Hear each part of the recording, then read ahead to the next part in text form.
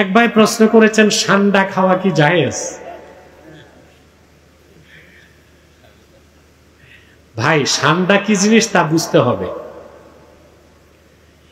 এটা হচ্ছে গুইসাপ জাতীয় প্রাণী, আবার কেউ বলেন টিকটিকি জাতীয় প্রাণী, বুঝলেন? আসলে ঠান্ডা খাওয়াটা হানাফি মাযহাব মতে নাজায়েজ, মাকরু তাহরিমা।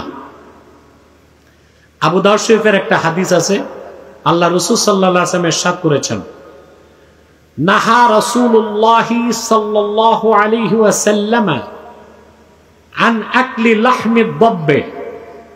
হাদিসটি আবু দাউদ শরীফও আছে, মিশকাত শরীফও আছে। আল্লাহ রাসূল সাল্লাল্লাহু আলাইহি ওয়াসাল্লাম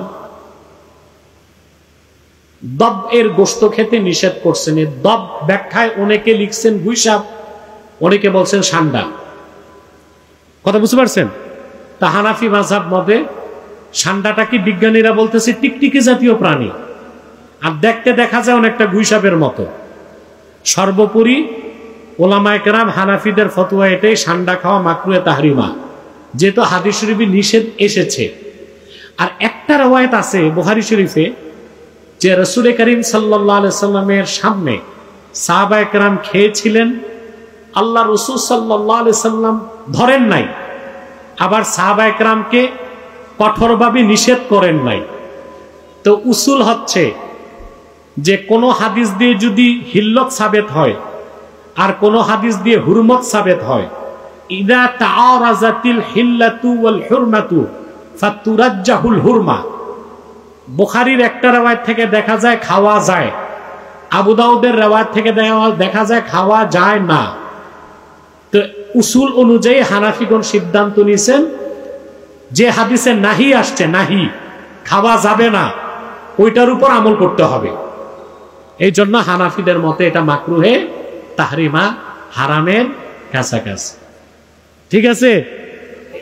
না খাওয়াই ভালো না, না খাওয়াই উচিত, ভালো না, উচিত। আরেকটা কি প্রশ্ন আসছিল? হ্যাঁ,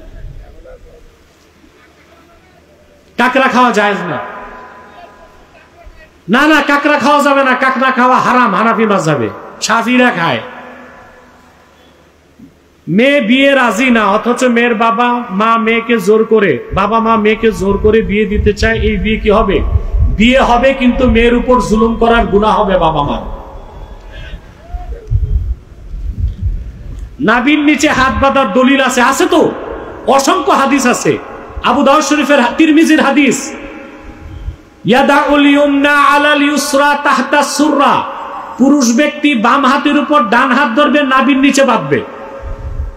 আবু দাউদ শরীফের হাদিস, আমিনাস সুন্নাতি ওয়াদউল আকুফি আলাল আকুফি তাহতা সুররা, সুন্নাত হচ্ছে বাম কবজিগুলোর উপর ডান কবজিগুলো ধরা, নাভির নিচে বাঁধা। অসংখ্য সহিহ হাদিস আছে।